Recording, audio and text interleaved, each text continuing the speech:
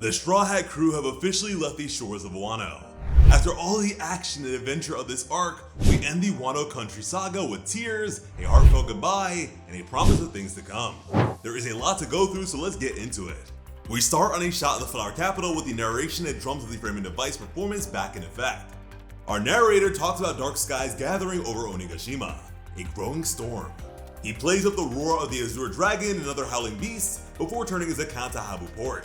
The story he's telling is that of the retainers of Kozuki Oden, who are striving to make his name shine once more. The crowd cry out, "The Red Scabbards," as the narrator starts telling the story of the raid on Onigashima. Rather than cutting back to the raid, however, we go to Momo, Kinemon, and Yamato running to see the Straw Hats off. They are already nearly at Tokage Port thanks to riding on Momonosuke's dragon form. The pair are surprised to learn, however, that Yamato is not actually headed out to sea. Kinemon is openly confused about this decision, asking if they are truly content with this. Yamato asks if they're not welcome in Wano, to which Kinemon confirms that they are. He and Momo are just not sure they understand why they've chosen to stay. After all, Yamato just made the dramatic declaration about living like Oden. Yamato clarifies that they were talking about Oden's tour of Wano, prior to becoming shogun. It's reasonable for someone who spent their whole life imprisoned on Onigashima to want to try and explore their homeland a bit, especially given Yamato's connection to Oden, a man who is defined heavily by his love for his country and people. Yamato has always tried to find themselves in Oden's story, so this makes some sense as a next step. It still seems like a rapid turnaround from Yamato's excited request to join the Straw Hats, especially given their past promise to Ace. But the Wolf of Wano still claims that they are going to make it out into the sea at some point. They have waited years for this. They can wait a little longer. Momonosuke, meanwhile, is getting mad. Yamato was able to talk about their feelings with the Straw Hats. They had this whole farewell moment and extended discussion of Yamato's long-term plans, while Momo and Kinemon were seemingly abandoned without a word. Doubling down on his past logic, Momo snarls that not being included in the goodbyes must be an insult from Luffy. The Dragon Shogun starts thinking back over past events. Kaido snubbing his father prior to trying to kill Momonosuke. His first meeting with Luffy. They're exchanging dreams and insults. He remembers Luffy encouraging him to stand up against Kaido and the strength that gave him. The crying little boy was able to stand up to Kaido even when beaten within an inch of his life. He stopped Onigashima falling on the Flower Capital, trusting Luffy to beat Kaido. The memories almost calm Momonosuke. The young dragon mentions that they may have had issues, but Luffy and him have been through a lot together. He wonders aloud if Luffy really was being heartless. That said, in less than a second, Momo gets over his own concerns, snarling that he was wrong about Luffy. He looks to Kinemon for confirmation that Luffy was being rude. Kinemon gives in, but asks Momonosuke why they aren't flying. It would clearly be a lot quicker to reach a port if they were above the tree line, rather than having to dodge through the forest. Momo snaps his retainers to be quiet. He is not in the mood for justifying himself. Seemingly content with this, Kinemon's own anger begins to increase. This has clearly gotten to his charge, and that is a surefire way to infuriate Kinemon. Pointing out that Momo is now the shogun of Wano, Foxfire claims that he may have to cut Luffy in half for the insult. Momo agrees, claiming that dramatically murdering your friends over such a snub is the way of the samurai. Yamato tries to point out to the pair that they are blowing this massively out of proportion and kind of being ridiculous, but Momo has no time for common sense. This humiliation demands some kind of violent response. We cut to the port where the Straw Hats, Heart Pirates, and Kid Pirates are finally getting ready to cast off. Law reminds Luffy that the crews are now enemies, telling him not to complain if next time they meet, the Heart Pirates are shooting to kill. Luffy has no problem with this. Chopper tries to give Law a friendly goodbye, but he is having none of it, telling the reindeer to buzz off. So yeah, Law must be in a bad mood if he is snapping at simple politeness like that. Kid is ignoring this exchange, trying to leave as soon as possible. He likely had enough of this alliance a while ago. Before the Straw Hats can truly leave, however, they hear a cry. Looking back to the coast, the massive figure of Momonosuke the dragon bursts through the tree line. Momo cries, "You monsters!" while charging towards the Sunny. Kinemon is struggling to hold on to the dragon's back, getting out of breath. Yamato, however, is waving cheerily at the Straw Hats, calling out that they've come to see them off. And here, Yamato seems a little oblivious to their comrades' anger at the Straw Hats. Momonosuke shifts back to human form closer to the Sunny, tackling Luffy to the ground. Yamato kneels down beside them, happy to see their friend. Kinemon goes straight to draw his sword. Kinemon, the first to speak, going for one of his usual dramatic speeches. He asks Luffy how he could abandon two comrades without so much as a word. Worst of all, he has angered Momonosuke. Outraged, Kinemon demands to know what Luffy has to say for himself. Luffy doesn't understand what the big deal with this is, pointing out that they're meeting now after all. Momonosuke gives him a dark, angry look, not in the mood for frivolity. He is intimidating enough that it manages to get Luffy to look a little nervous. He claims that he is going to give Luffy an edict as Shogun of Wano, and that edict is not to leave. With those words, Momonosuke's facade of anger and wrath breaks entirely. Falling into tears, the young shogun begs his friend to stay, blubbering and slurring his words. He's worried that his life without the Straw Hats will be lonely, claiming that he wants to be with them forever and they can't leave him like this. Kinemon facepalms as Momo bows to the Straw Hat captain, continuing to explain. As far as Momonosuke is concerned, the only reason he is still alive is thanks to Luffy. Through his tears, he thanks the Straw Hats for avenging his mother and father, for leaving him able to laugh again. He knows that thanking them for this while crying his eyes out is strange, confessing that he still can't express himself clearly. Above all else, Momo is scared. Scared of what might happen without the Straw Hats. Scared of life without his friends. Sanji and Zoro grin, the swordsmen calling this display pathetic. Nami and Chopper, however, are in tears. Nami tells Zoro to cut Momo a break, pointing out that the Shogun is still a kid inside. He's been through a lot, but he's going to have to stand up as Wano's strongest defender. And hey, it makes sense that Momo might not feel ready for that. And I'm not gonna lie, this had me feeling really emotional, man. This chapter was like tear-inducing for sure. It's just something about One Piece, man. These arcs are so long. I mean, we've been with Kinemon and Momonosuke since the beginning of the New World. We've been with them since Punk Hazard, so to now leave them, oh man, it really does hurt. We've been through so many great ups and downs, but it hurts. Luffy then calls out to Usopp, who was waiting for this. He throws a black package down to Luffy, who drapes it over the still crying Momonosuke. Luffy explains that the Straw Hats have been waiting for Momo to show up because he wanted to give the Shogun this present. Even if Momo has mastered his devil fruit powers and can come off as a tough Shogun, Luffy knows him better than that. In his usual manner, Luffy calls him a small, weak dummy, but clarifies. Despite that, Luffy sees him as a little brother. And I cannot stress enough the gravity of that sentiment. We know what brotherhood means to Luffy. For him to then say that Momonosuke is like a little brother to him says a whole lot.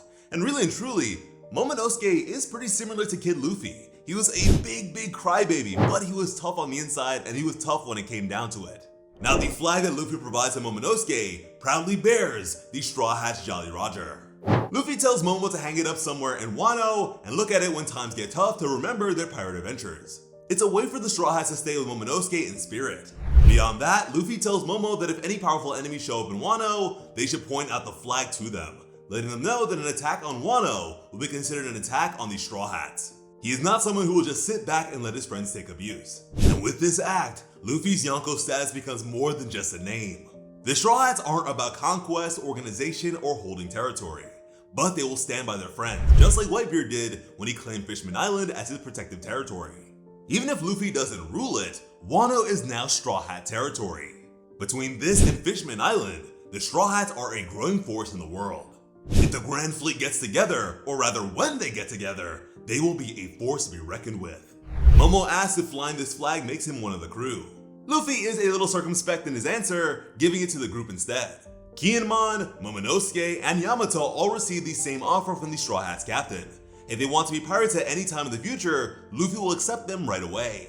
Yamato looks like they're about to punch the air in excitement at this, clearly still hyped to join the group, while Kinemon gives his usual grin.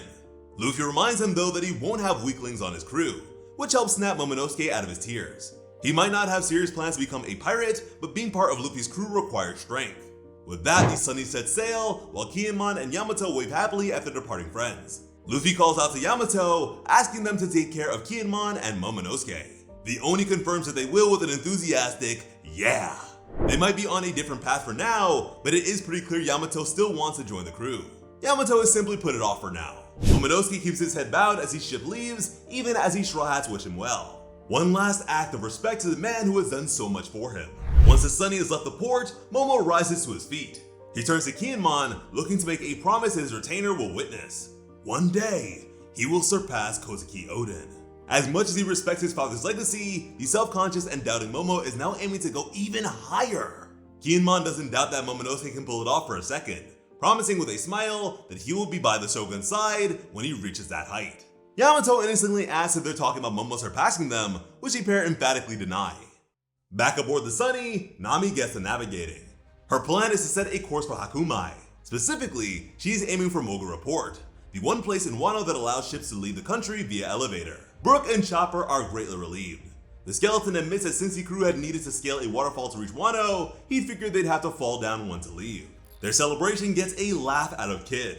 The three ships are sailing close enough for the crews to talk, and the captain of the Kid Pirates heard all of this. Kid wastes no time in taunting the Straw Hats for using the main port, since it is the safe and sensible way to leave the country. And thus, by doing the sane and rational thing that doesn't risk wrecking their ship, they are being cowardly. Predictably, Luffy rises to the bait. Surprisingly, however, so does Law. For all his maturity, Law isn't as above Luffy and Kid's antics as he might like. The Heart Pirates and Straw Hats try to argue with their captains, even as the pair take their respective helms. In a few seconds, all three ships head straight over the nearest waterfall, and with a final screaming plummet, our heroes leave Wano behind them. As they fall, we hear the voice of the storyteller. He has reached the climax of the Onigashima raid over the course of this chapter. Clearly, he is an abridger. He talks about the might of the three pirates Momonosuke and Kiyomon recruited, claiming that their power obliterated everything in its path like a wrathful tsunami. Even Kaido and Big Mom, or rather the demon-possessed giant Oiran, couldn't stand against them. Onigashima shook as they fought. The storyteller's focus, however, turns away from the pirates and towards Princess Hiyori. As the battle raged, he claims that she was confronted by Orochi one final time. Kanjuro's role in these events as the one who set Orochi on fire was seemingly omitted. He may have been written out of the story altogether. The kindest thing these scabbards could do to their treacherous former friend is forget him when talking about the battle. The focus of this performance is on Orochi. The many-headed shogun was still intent on claiming his vengeance against the Kozuki clan, even as he fire burned him. But Denjiro's faithful blade claimed his final head and took his life, just as Kaido fell. The clouds cleared, and the suffering of Wano was over.